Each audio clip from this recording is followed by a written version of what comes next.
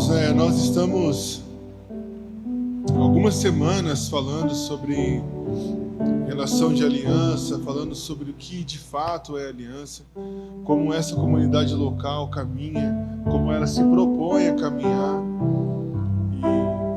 E, se eu não me engano, hoje é a penúltima semana, depois vai ter a semana que vem, e depois vamos conferir tudo que nós estamos falando aqui, tudo que nós estamos construindo juntos.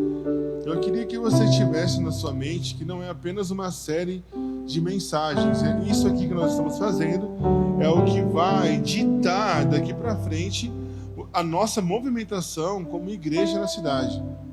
Então é algo muito sério.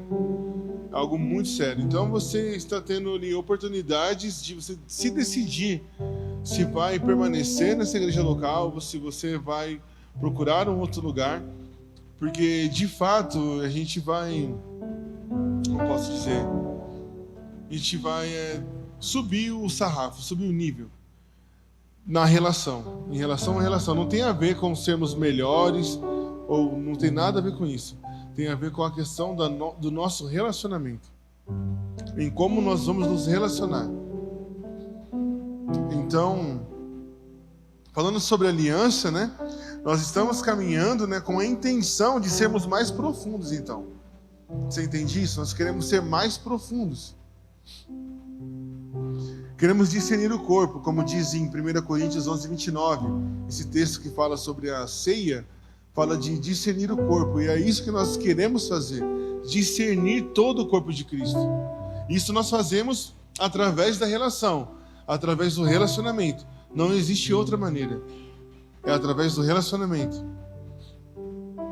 E fazer isso até chegar à estatura de João 17, quando Jesus, o próprio Jesus, ora, pedindo para o Pai para que nós sejamos um, assim como Ele, o Pai, também é um. E não tem como nós sermos um, não tem como nós caminharmos com a mentalidade de unidade, se não nos relacionarmos, e esse relacionamento por intermédio de uma aliança. Só que esse processo, ele requer de nós um posicionamento. Estreitarmos as nossas relações uns com os outros vai muito além do que nos encontrarmos aqui no domingo. O relacionamento de aliança, ele vai muito além do que apenas nos encontrarmos aqui domingo após domingo. E, inclusive, o domingo não é a principal, vamos colocar assim, a atividade da igreja local. Qual é, irmãos, a principal atividade nossa aqui? A igreja nas casas. Essa é a nossa principal reunião, a igreja caseira. Então, se você ainda não está participando de nenhuma igreja, por favor, não tem como ter aliança, relação, primeiramente, e depois ter uma aliança nessa relação, se você não estiver dentro de uma igreja caseira. Mas por quê? Qual a mágica? A mágica é que lá nós olhamos um nos olhos dos outros da maneira real, sabe?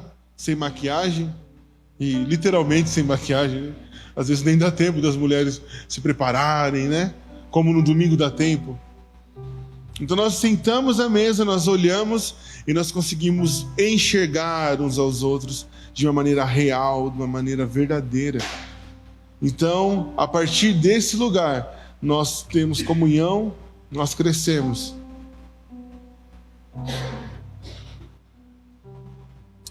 O próprio Jesus, né, quando estava na terra caminhando com seus discípulos, eu imagino que a parte mais forte da vivência com os discípulos era quando eles estavam sentados à mesa. É quando eles partiam pão, é quando eles comiam juntos, é quando Jesus podia olhar no olho de cada um e falar com cada um. E nós, com a gente não é diferente. Nós vamos conseguir esse lugar de comunhão, de unidade, quando de fato nós sentarmos à mesa e olharmos um na cara do outro. Falando português bem claro para vocês, de olharmos de verdade. de enxergarmos. Que é algo mais íntimo do que você ir até a casa de um outro irmão. E parou para pensar no grau de intimidade e transparência que o irmão que está recebendo a igreja na casa tem que ter para poder abrir sua casa. Porque apenas não é abrir a porta ali da garagem e ficar ali. Você abre a sua intimidade. Vão mexer na sua geladeira. Vão usar o seu banheiro. Vão ver como você é de verdade. Vai ver como o marido trata a esposa. Vai ver como os pais falam com os filhos. Porque aqui dá para maquiar. Aqui é fácil. São 2 horinhas que a gente fica aqui. Que, nossa, dá pra gente... Eu posso mostrar um lado meu aqui que vocês vão amar. Nossa. Mas quem convive com a gente no dia a dia sabe que de fato nós somos. E aí você amar essa pessoa com as limitações dela, a maneira como ela é de fato, nossa, isso aí é o poder do Evangelho, é o poder do próprio Jesus agindo na nossa vida. E aí nós temos comunhão uns com os outros.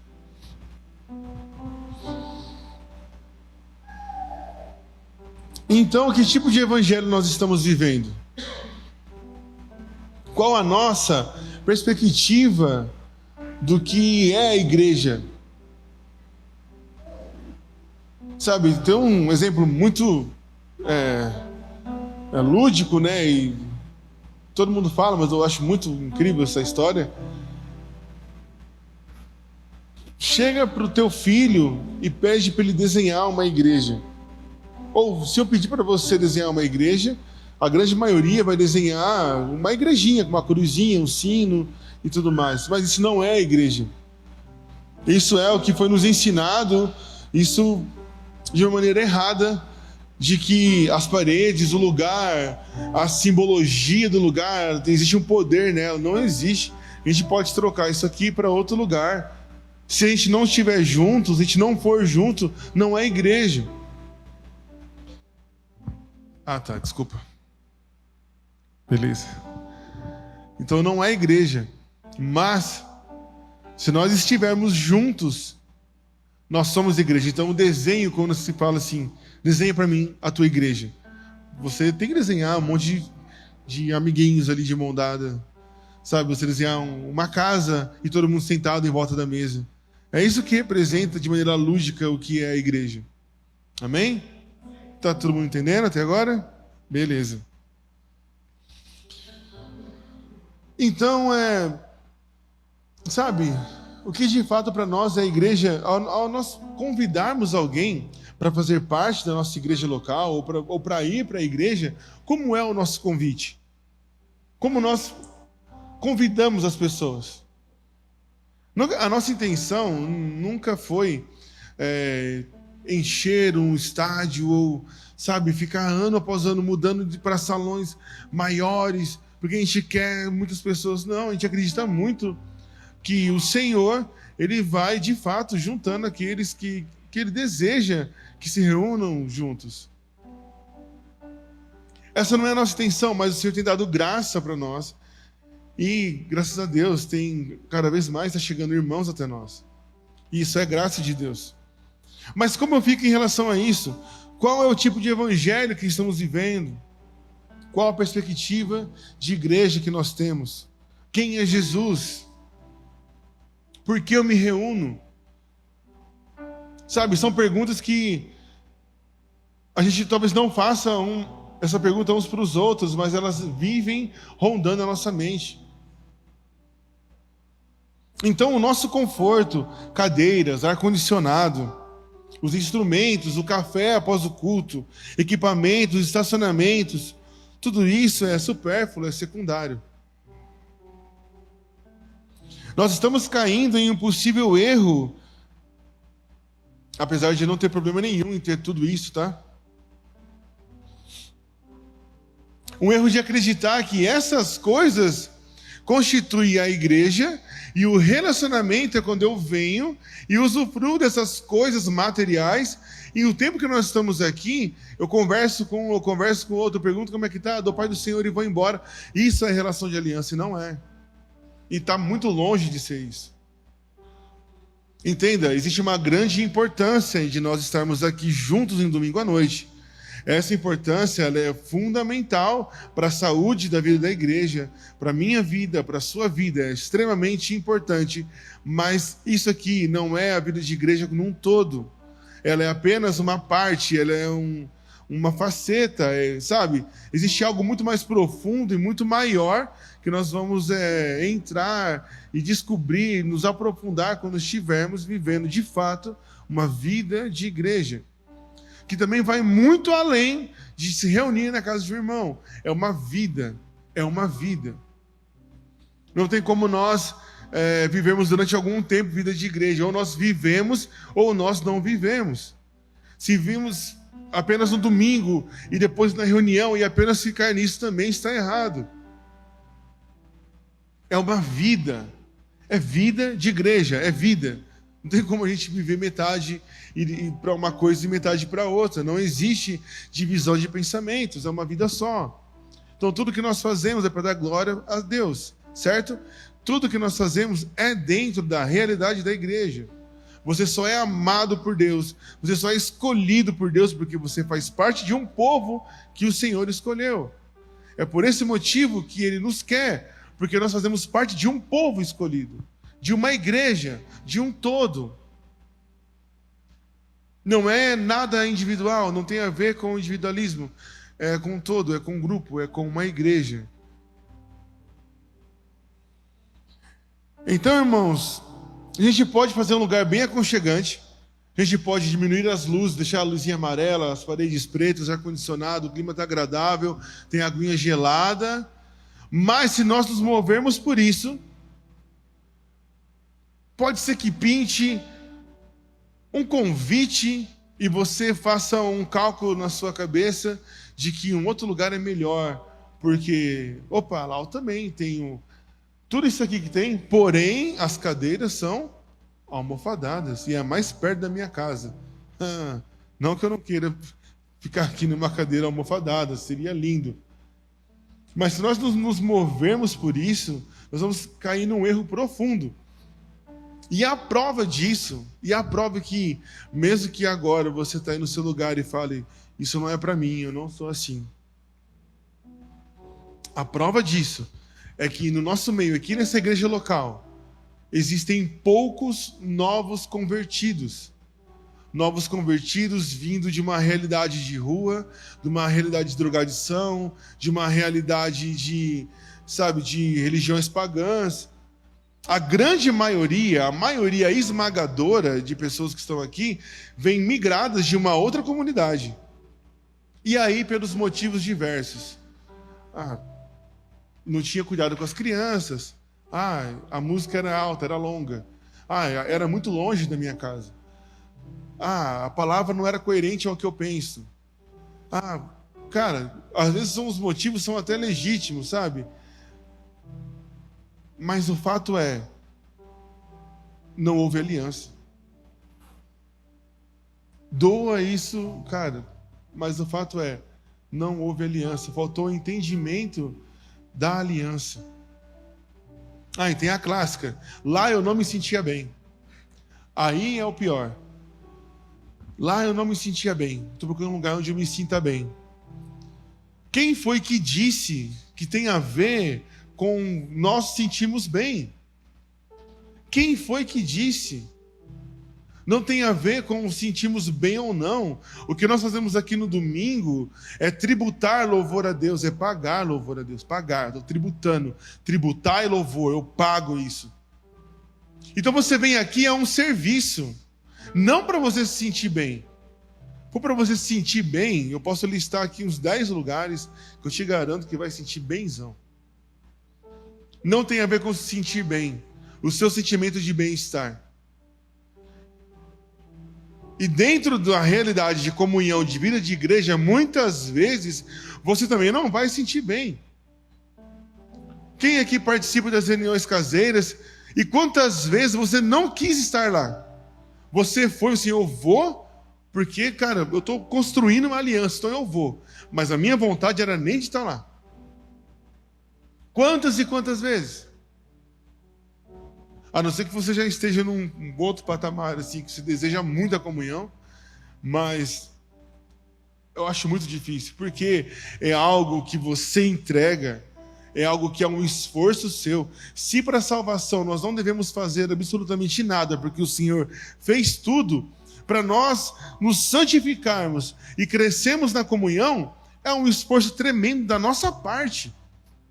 E tem que ser assim. Mas aí você fala, não vou, que eu estou cansado, que eu tenho isso na... Quem é da minha igreja caseira, das duas, né? Que eu gosto muito de comunhão, então tem duas que eu participo. Sabe que para mim é uma luta para ir. Ainda mais agora, minha esposa grávida, e não estou colocando a culpa nela, né? Mas já colocando, já que ela não está aqui mesmo, não está aqui, ela está online, né? Mas aí quando a gente vai, a gente volta e fala assim, olha, nossa, ainda bem que a gente veio. E a Marcela, que é rasgada assim, fala tudo, meu Deus do céu. Se eu pensar em esconder alguma coisa de alguém, eu tenho que esconder dela, porque quando chega na reunião, ela fala, eu quero falar. Eu falo, meu Deus, ela vai falar. E aí não tem jeito. Mas isso é comunhão, cara. E se você está num lugar de segurança, que você pode abrir e expressar, sabe? É um lugar a ser construído. Mas vamos lá. É só a introdução para a gente entrar na introdução sobre o credo apostólico. Então, o nosso desejo real, como igreja local, é que tenhamos aliança uns com os outros. E isso também não significa ficar preso a essa igreja local. Não é no sentido assim, vamos ter uma aliança e vocês vão ficar presos aqui a esse lugar. Vocês não podem sair porque vocês têm uma aliança, não tem a ver com isso.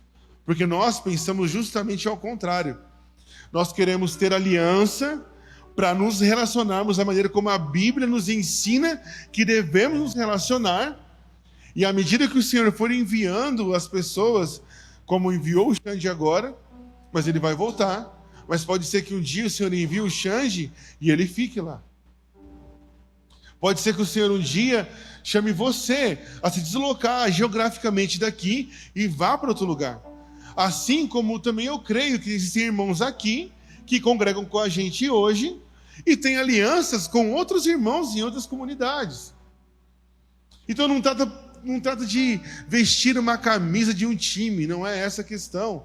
É muito mais, é ter nossos corações entrelaçados, cara. Eu tenho irmãos que não fazem parte dessa comunidade, que eu tenho uma relação de aliança. Então pensa, esqueça a nomenclatura, esqueça os títulos, o login, esqueça tudo isso. Nós falamos de relacionamento, falamos de pessoas. E quando nós conversamos, quando nós nos relacionamos, é através da aliança. Amém? Tá claro? Então é isso que nós estamos fazendo todas essas semanas. Não se assuste se alguns irmãos deixarem, não escolherem isso. Não é isso que eu penso sobre igreja, eu penso de uma outra forma. Amém. Não se assuste se isso acontecer. Mas os que ficarem com a gente vai ter a plena consciência do que estarão fazendo e como nós vamos nos relacionar. Irmãos, é uma relação tão profunda, é uma relação tão transparente e profunda de nós sabermos a intimidade uns dos outros, cara.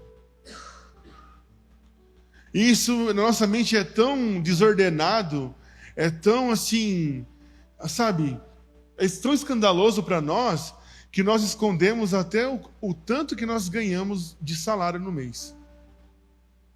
Ninguém pode saber um do outro. Não, é antiético falar.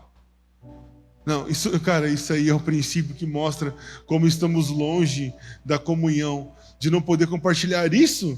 Você não consegue compartilhar quanto você ganha no mês? Cara, então as coisas profundas e altas não tem mais teto para nós conversarmos. Nossa conversa, então, termina aqui.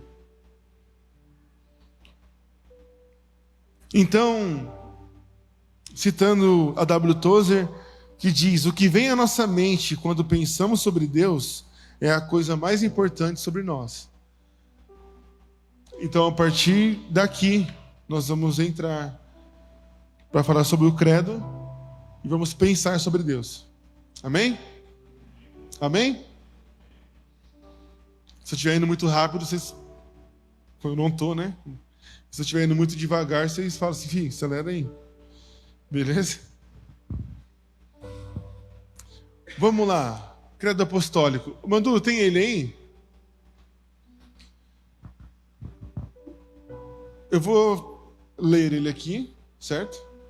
E ao final nós vamos todos ler juntos o credo. Diz assim: creio em Deus, o Pai Todo-Poderoso, Criador do céu e da terra, e em Jesus Cristo, seu Filho, nosso Senhor, que foi concebido pelo poder do Espírito Santo, nasceu da Virgem Maria, padeceu sob Pôncio Pilatos, foi crucificado, morto e sepultado, desceu à mansão dos mortos, ressuscitou ao terceiro dia, subiu aos céus, está assentado à direita de Deus, Pai Todo-Poderoso, de onde há de vir a julgar os vivos e os mortos. Creio no Espírito Santo, a Santa Igreja Católica, a comunhão dos santos, a remissão dos pecados, a ressurreição da carne, a vida eterna. Amém. Vamos lá. Quantos aqui já ouviram sobre o credo? Ouviram? Legal. Culturalmente, nós ouvimos dizer que a oração do credo é uma oração católica romana, certo? Então, muitas vezes nós ouvimos isso porque ouvimos de uma tradição católica de família, ou escutamos, né, quando ligamos o rádio numa emissora católica ou a TV e tudo mais. Então, culturalmente, isso foi posto a nós, que é uma reza católica romana. Mas existem algumas coisas que nós devemos deixar claro aqui. Vamos desmistificar muita coisa. Então, por que o credo é importante para a vida de igreja e o relacionamento de aliança? Para formarmos ou estabelecermos uma aliança real e verdadeira, temos que, sobre todas as coisas, partir do mesmo princípio. Então, se nós divergirmos das coisas básicas, certamente a gente vai divergir de todo o resto. E o credo apostólico, ele é o que se tem de mais básico dentro da fé cristã. É o que se tem de mais básico dentro da fé cristã. Não pode existir entre nós nenhuma divergência em relação ao credo. Se tiver divergência, não tem nem como nós termos uma aliança. Então vamos lá. Temos que falar a mesma língua, né? Em outras palavras. Então, por esse motivo, hoje vamos falar sobre o credo apostólico. Apesar desse documento ser um dos mais antigos da fé cristã, ele é datado lá do 3º século. Para alguns aqui, como já pedi para levantar a mão, pode ser que você não tenha muita familiaridade com isso, certo? Mas eu queria citar alguns pontos aqui para começarmos a aprofundar mais dentro do próprio credo. Então, primeiro, a palavra credo significa creio. Então, o credo nada mais é que creio, ou seja, estamos falando de uma declaração. 2. O credo não é uma reza católica romana, que novamente não se refere... o credo não é uma reza católica romana. Inclusive, a declaração do credo ela é comum em algumas igrejas evangélicas mais assim históricas, como as luteranas, as anglicanas, algumas igrejas presbiterianas, algumas metodistas também. Tem uso comum da oração do credo. E na confissão aparece a palavra católica ali, né? Vocês perceberam isso, né? Palavra católica. Mas essa palavra católica não tem a ver com a Igreja Católica Romana que conhecemos hoje. Essa palavra católica, ela tem um significado de universal, mundial ou inclusiva. Então, se no credo tivesse escrito Igreja Universal, também ia confundir a mente de todo mundo. Se tivesse escrito Igreja Mundial, também ia confundir a mente de todo mundo. Então, ficou católica porque ela é a mais antiga. Então, você pode trocar no seu coração para não ter repulsa, assim, quando nós lemos. Mas eu não sou católico, mas não se trata da Igreja Católica Romana. Está apenas dizendo que a igreja é inclusiva. Ela é católica no sentido de universal. Ou seja, não faz distinção de ninguém. É para todos os povos, é para todas as raças, é para todo tipo de pessoa. Alto, baixo, gordo, magro, japonês, africano, não importa. Rico, pobre, é para todos. Ela é universal. Ela é católica. Então vamos ressignificar essa palavra na nossa mente? Católica é universal. Católica é um todo. Ela é inclusiva. Amém? Beleza, vamos lá. Então, o credo também era a declaração de fé que o indivíduo fazia antes de ser batizado.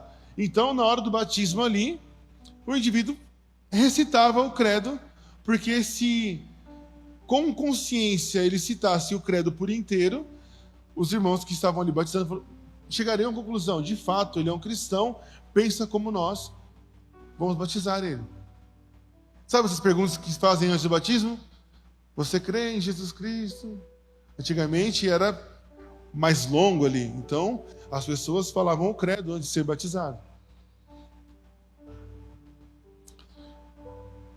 Além de ser uma declaração de fé, o credo também foi estabelecido para combater algumas heresias que existiam ali no tempo do terceiro século.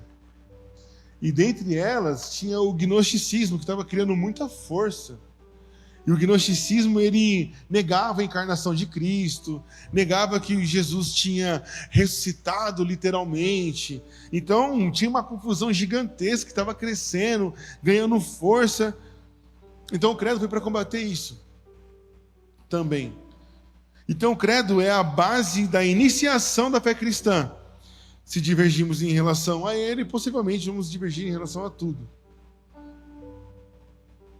Mas se você parar para pensar, o credo, ele parece até que nos dias de hoje ele é meio que insuficiente para falar de fato sobre a nossa fé, porque ele deixa muitos assuntos de fora.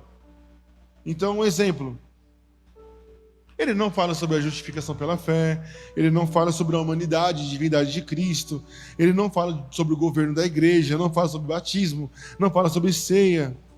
Isso acontece por dois motivos. O primeiro, que o credo foi estabelecido dentro dessa realidade de heresias sendo criadas, então ele foi criado para combater a heresia em si.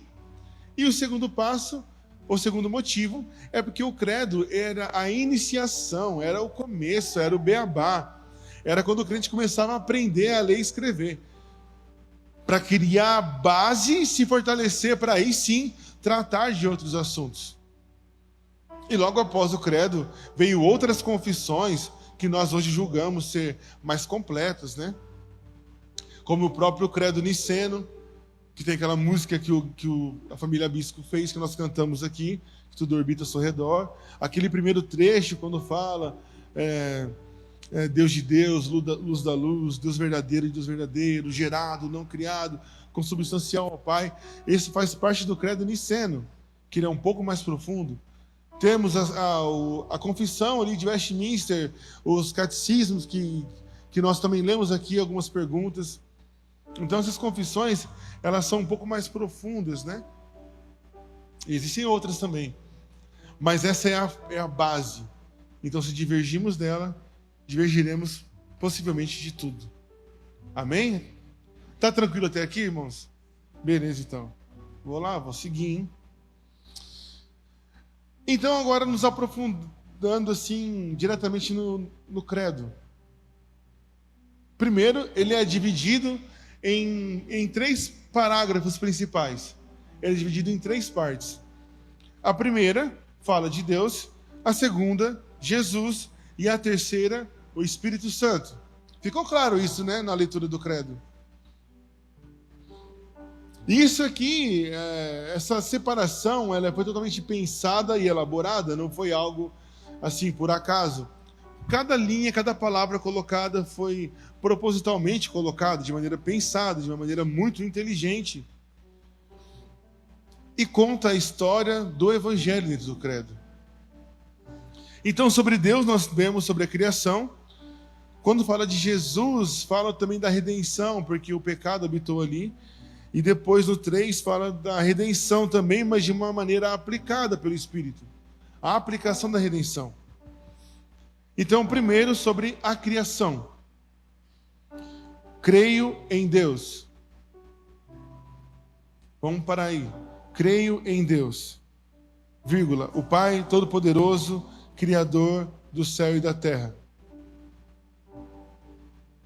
Esse creio não é apenas de acreditar, mas sim de depositar a minha confiança.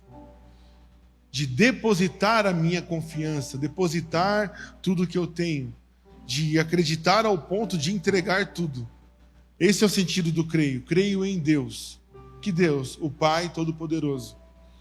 Então, o Deus Criador que fez e formou toda a realidade existente a partir do nada, e através da sua própria criação se revela a nós, esse Deus é o nosso Pai e Criador de todas as coisas. Então a primeira parte fala da criação, colocando Deus como Pai e Criador de tudo. Então, creio em Deus, o Pai Todo-Poderoso, Criador do céu e da terra. Ele é Criador do céu e da terra, porque Ele é Todo-Poderoso. Em Romanos, capítulo de número 1, no verso 20, diz assim: pois os seus atributos invisíveis, seu eterno poder e divindade, são vistos claramente desde a criação do mundo, percebidos mediante as coisas criadas, de modo que esses homens são indesculpáveis. Então, o nosso Pai, o Deus Criador, criou todas as coisas a partir do nada. Você já parou para pensar nisso? Ele não modelou as coisas. Ele não retirou de algo já criado uma essência para criar as outras coisas. Ele criou simplesmente a partir do nada. Do nada. Ele criou. Ele é o Pai Todo-Poderoso. Mas aí entra uma outra questão, que talvez você não tenha tido uma boa relação com o seu pai. E por esse motivo, você tem uma visão totalmente equivocada do Pai Celestial, do nosso Pai de fato. Eu sei que existe essa dificuldade, mas o Deus que é Pai Todo-Poderoso, Criador do céu e da terra, pode também, como de fato Ele já fez com muitas pessoas e continua fazendo, de trazer a realidade da paternidade dele, para que possamos ter nosso coração curado das mazelas deixadas pelos nossos pais, que também são pecadores. Tudo isso é feito lá do jardim, lá da queda do homem. Mas o fato é que nós cremos em um Deus que é Pai e Todo-Poderoso, que criou todas as coisas a partir do nada. Então o ponto 2 vai falar sobre a redenção, mas também sobre a queda, porque o homem pecou e desobedeceu o Eterno. Ao desobedecer, ao comer do fruto que não podia, ele desobedeceu. Então em Romanos 5, no verso 12, vai dizer assim: portanto, assim como o pecado entrou no mundo por um só homem, e pelo pecado a morte, assim também a morte passou a todos os homens, pois todos pecaram. E é por esse motivo que declaramos: creio em Jesus Cristo, seu único Filho, Senhor, que foi concebido pelo poder do Espírito Santo. Nasceu da Virgem Maria, padeceu sob Pôncio Pilatos, foi crucificado, morto e sepultado, desceu à mansão dos mortos, ressuscitou ao terceiro dia, subiu aos céus e está assentado à direita de Deus, o Todo-Poderoso. dúvidas sobre essa parte? Todos aqui creem que Jesus nasceu da Virgem Maria? Todos creem nisso? Amém? Senão, não tem como ter aliança. Jesus nasceu da Virgem Maria por intermédio do Espírito Santo. Nasceu de uma virgem por intermédio do Espírito para declarar que homem nenhum poderia fazer tal coisa. Que não tem participação humana alguma no nascimento de Jesus. Uma virgem deu à luz a um filho por intermédio do Espírito Santo. Porque diz aqui que padeceu sob Pôncio Pilatos, quer dizer que Jesus veio em um tempo específico na história humana, que não é um conto. Sabe, não é uma história, eu era uma vez, não. Pôncio Pilatos, ele governou Roma em uma época específica. Ele governou ali tanto Jerusalém quanto as províncias por perto. Ele governou em uma época específica e Jesus veio, encarnou nessa época específica. Então, se buscarmos a história dos imperadores, nós vamos andar para trás, andar, até chegar lá em Pilatos. Então, sobre esse governo, Jesus encarnou. Então, entendo por que é citado Pilatos dentro do credo. Para mostrar que na nossa história, em uma época específica, Jesus encarnou. Tudo isso é real. É fato, não é história. Então, ele irá julgar os vivos e os mortos. E aí termina essa segunda parte. Se você perceber, vai falar que ele padeceu sobre Pôncio Pilatos. Mas ele não era Deus. Porque ele padeceu sobre a mão de um homem que, ao lavar as mãos, ditou ali o futuro do Filho de Deus. Ele era 100% Deus, ele é 100% Deus, mas também é 100% homem. 100% Deus, 100% homem, e por isso, como homem, ele padeceu sobre Pôncio Pilatos. Ele foi morto e sepultado. E ao terceiro dia ressuscitou. Tem algo muito antigo, eu não sei dizer quem foi o autor, que ele escreve uma frase que é muito chocante, que diz: a morte da morte na morte de Cristo. O momento exato em que a morte morreu foi quando Jesus Cristo morreu e matou a morte com a morte dele. Isso é fantástico. Fantástico. O primogênito dentre os mortos, Jesus. Então, em Romanos, capítulo de número 4, no verso de número 25, diz: ele foi entregue à morte por causa das nossas transgressões e ressuscitado para a nossa justificação. Morreu pelos nossos pecados, ressuscitou pela nossa justificação. Somos justos diante de Deus. Amém? E ele julgará os vivos e os mortos. Porém, esse julgamento não será feito mais pelo Jesus que padeceu sob Pôncio Pilatos. E aí eu gostaria de ler um texto com vocês, muito conhecido e lido muito pela gente aqui. Está lá em Apocalipse, capítulo de número 19, a partir do verso 11. Que diz assim: então vi no céu aberto e um cavalo branco, e seu cavaleiro chama-se Fiel e Verdadeiro. Ele julga e luta com justiça. Os seus olhos eram como chamas de fogo. Sobre a cabeça trazia muitas coroas. E tinha um nome escrito que ninguém conhece, senão ele mesmo. Estava vestido com um manto salpicado de sangue, e o seu nome é o Verbo de Deus. Os exércitos dos céus o seguiam montados em cavalos brancos e vestidos de linho fino, branco e puro.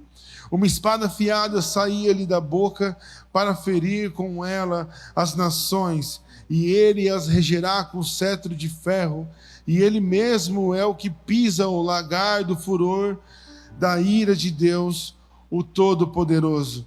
Então, através desse texto, nós vemos que não tem absolutamente nada mais a ver com o Jesus que padeceu sobre a mão de Pôncio Pilatos, cara. Sou até engraçado para nós lermos agora a maneira como Jesus vem e a maneira como ele vai julgar os vivos e os mortos, que ele vai julgar as nações com o que nós lemos no credo, que ele padeceu sobre as mãos de um homem mortal, sobre Pôncio Pilatos. O Jesus que irá julgar os vivos e os mortos não é o Jesus que padeceu sobre Pôncio Pilatos, no sentido de sua humanidade, mas ele vai vir com toda a sua divindade. Ele é 100% homem, 100% Deus. Jesus se submeteu a ser açoitado, castigado, a ser ridicularizado, a ser humilhado. O que nós lemos aqui é uma chegada de glória. Ele, com muitas coroas em suas mãos, mostrando a autoridade e a força, pois ele é o Senhor dos exércitos, e vindo com o seu cavalo branco, e os exércitos com guerreiros em cavalos brancos seguindo ele. Nossa, isso não tem nada a ver com Jesus que padeceu e se submeteu à morte de cruz, se humilhando por nós. Estão acompanhando até aqui? Está claro? Amém. Então, o segundo parágrafo, ele vai falar sobre Jesus. Creio em Jesus. E o terceiro vai falar sobre o Espírito. Creio no Espírito Santo. O Espírito Santo é aquele que aplica a redenção. Então, o sacrifício de Jesus, ele chega até nós e nós somos justificados porque o Espírito que o Pai enviou, o Espírito Santo que é Deus, nos convenceu, nos trouxe para perto. Então a salvação chegou até nós, foi dada a nós por intermédio do Espírito. Por intermédio do Espírito. Cremos mediante a fé. A fé é dada pelo próprio Deus, por intermédio do Espírito. Então, no Evangelho de João, no capítulo 16, a partir do verso 8, vai dizer: e quando ele vier, o Espírito, convencerá o mundo do pecado, da justiça e do juízo. O Espírito nos convence. O Espírito gera em nós arrependimento. O Espírito abre os nossos olhos para enxergarmos o que está nebuloso aos nossos olhos humanos. Ele amplia a nossa visão. Ele nos dá a visão daquilo que é eterno. Ele habita dentro de nós. E por esse motivo, pelo próprio Espírito, pelo próprio Deus habitando dentro de nós, o sacrifício de Jesus é chegado a nós, é oferecido por nós. E por esse motivo, nós conseguimos declarar o início do credo: creio em Deus, o Pai Todo-Poderoso. Não tem como nós declararmos isso com consciência e verdade, que cremos em Deus, o Pai Todo-Poderoso, se o sacrifício de Jesus não tivesse nos capturado e se o Espírito não tivesse gerado em nós o arrependimento ou dado a nós essa dádiva da salvação. Essa é a história do Evangelho. Isso que o credo nos mostra é o lugar para onde ele nos aponta.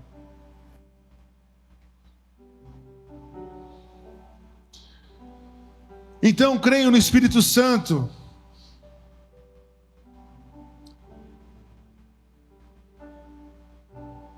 A Santa Igreja Católica, que nós já falamos aqui. A comunhão dos santos. A remissão dos pecados. A ressurreição da carne, a vida eterna. Amém. Se você pegar e comparar o credo apostólico que eu estou lendo aqui com o credo apostólico da Igreja Católica Romana, você vai ver a pequena diferença, que talvez você não note, que crê no Espírito Santo, a Igreja Católica Romana lê na Igreja Católica, na remissão dos pecados, e na ressurreição da carne, na vida eterna, e amém. E aqui nós lemos a igreja, a remissão, a vida eterna. Por que essa diferença? Porque nós cremos em Deus, nós cremos em Jesus, nós cremos no Espírito Santo. E a partir do Espírito Santo, a partir da obra do Espírito Santo, tudo que vem após isso é uma dádiva do próprio Espírito. Então nós não cremos na igreja, nós cremos a igreja porque foi dada pelo Espírito a nós. Então nós cremos que a igreja ela é santa. Amém? Por que é santa? Porque o Senhor nos santificou, nos justificou, certo? Porque o sacrifício que era para nós pagarmos, o Senhor pagou. E aí nós somos agora um povo santo, um povo separado para Ele. A igreja é um lugar onde pessoas pecadoras se unem e se tornam um povo santo pelo sacrifício de Jesus. Então a igreja é santa, você é santo, eu sou santo, nós somos santos. Nós somos separados para o Senhor. A remissão de pecados, a ressurreição da carne, a vida eterna e amém. Nós temos que crer fielmente que nós vamos ressuscitar um dia. Nós vamos ressuscitar. E isso foi uma palavra que me consolou muito nessa época de pandemia, onde perdemos muitos parentes, assim, muitos amigos. E eu lembro que nas conversas que tínhamos na minha casa com a minha família, no momento de luto, o que eu declarava para eles era isso.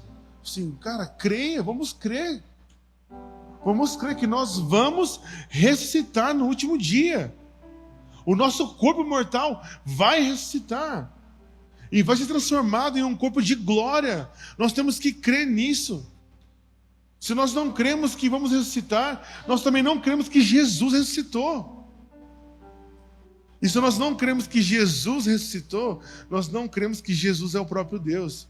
E se nós não cremos que Jesus é o próprio Deus, o que nós cometemos aqui é pura idolatria. Nós adoramos a Jesus porque Ele é Deus. E nós acreditamos que Ele morreu e ressuscitou. E a palavra é que nós ressuscitaríamos também no último dia. Então nós cremos na ressurreição da carne. A vida eterna, amém. Nós cremos na vida eterna. Porque se vamos ressuscitar é para um propósito. E esse propósito é para reinar com Cristo durante 1000 anos, colocar a terra em estado perfeito para que o Pai venha habitar. Existe um motivo, um propósito para isso. E viveremos com Ele para sempre. Eternamente com Ele. Essa é a nossa esperança. É a nossa bendita esperança. Então, como eu disse, só existe uma maneira de ser perdoado, é através do arrependimento. E só existe uma maneira de se arrepender. É se o próprio Espírito de Deus, o próprio Espírito Santo nos convencer do pecado e gerar arrependimento em nós. Agora, Espírito Santo. Santo não é um sobrenome. É um atributo de quem Ele é. Ele é santo. Ele é santo. Não vai se tornar santo um dia. Ele é santo. E aí entra na pergunta que nós fizemos há algumas semanas sobre a questão do temor. Como fica a nossa mente limitada sabendo que um Espírito que é santo habita dentro de nós? Um Deus que é santo, onde o atributo mais visível nele é a santidade. Tanto que o nome dele é Espírito Santo. É o Espírito de Deus que é santo. Cara, isso é incrível. E habita dentro de nós. Então não se trata apenas, cara, de aceitar Jesus, de uma oração, de um levantar de mãos e um aceitar Jesus. A seriedade disso é extremamente mais alta. É um Espírito Santo, o Deus Santo habitando dentro de nós. E nós temos que conviver com isso. Agora, por que muitas vezes nos colocamos em situações de risco, em flerte com o pecado, sabendo que existe um Deus Santo habitando dentro de nós? Isso mostra o tamanho da graça e misericórdia de Deus e o tamanho do amor dele. O tamanho do amor dele é grande demais para nós. É imenso demais para que a gente possa, pensar, imaginar. É grande demais. Demais. Então, santo não é o sobrenome dele, e sim um atributo. Ele é santo. É uma pessoa da Trindade, com vontades, com sentimentos, com ciúmes. Ele é Deus. Ele é Deus.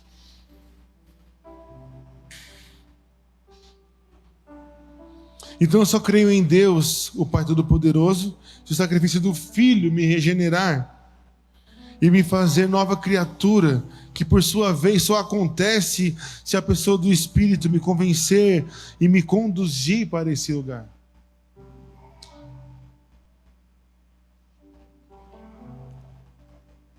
Somente dessa maneira. Então, voltando ao início, o credo não é uma reza católica romana. E mais, nós podemos, com a nossa família, declarar o credo na nossa casa. Nós podemos, nas nossas igrejas caseiras, como era de costume das igrejas do 3º, do 4º século fazer. Após cear, todos, ou em uma só voz, declarar o credo. É o princípio, é a iniciação para a nossa caminhada cristã. Temos que estar totalmente unânimes em relação a isso. E uma maneira de fazer isso é declarar. É declarar. É declarar. É verbalizar isso. É decorar. E não se trata de vãs repetições, pois isso também foi ensinado a nós de maneira totalmente errada. Tanto que existem irmãos entre nós que acham errado você orar o Pai Nosso, porque é uma vã repetição. Não é vã. O problema não está na repetição. O problema está em falar coisas vãs. Então, irmãos, por favor, se você é pai, ensine para o seu filho. Ensine ele a orar ao Pai Nosso. Ensine ele a declarar o credo. Isso vai trazer muitos benefícios para o seu filho. E isso vai também trazer a nós a real comunhão, porque nós declaramos a mesma coisa e vivemos a mesma coisa.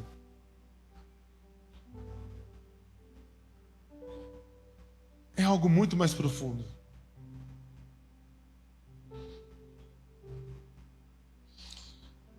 Todos entenderam? Sim? Vamos então declarar o credo com consciência agora? Amém? Vamos lá.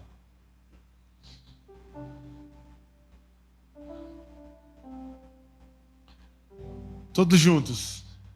Creio em Deus, o Pai Todo-Poderoso, Criador do céu e da terra, e em Jesus Cristo, seu único Filho, nosso Senhor, que foi concebido pelo poder do Espírito Santo, nasceu da Virgem Maria, padeceu sob Pôncio Pilatos, foi crucificado, morto e sepultado, desceu à mansão dos mortos, ressuscitou ao 3º dia, subiu aos céus, está assentado à direita de Deus Pai Todo-Poderoso, donde há de julgar os vivos e os mortos.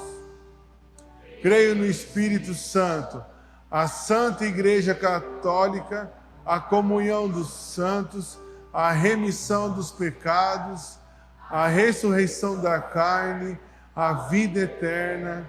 Amém. Amém, irmãos. Que essa seja para nossa semana um desafio de decorarmos o credo, de ensinarmos para os nossos filhos sem medo agora, sem receio, sem qualquer tipo de rejeição, pois tudo que nós falamos aqui é extremamente bíblico, cada frase, e nós conferimos aqui juntos, não existe nenhuma vírgula que esteja fora do que as Escrituras apontam, do que as Escrituras nos mostram. Então vamos fazer isso, sabe, nas nossas igrejas caseiras, com a nossa família, vamos declarar juntos, para começarmos a estabelecermos um relacionamento de aliança, que sem esse princípio não tem como. Amém? Feche seus olhos, por favor. Pai, muito obrigado, Jesus. Muito obrigado, Senhor, porque o Senhor é bom, o Senhor traz a nós o entendimento, Senhor. E com o entendimento, Pai, vem responsabilidade, Senhor Jesus, para prosseguirmos, Senhor.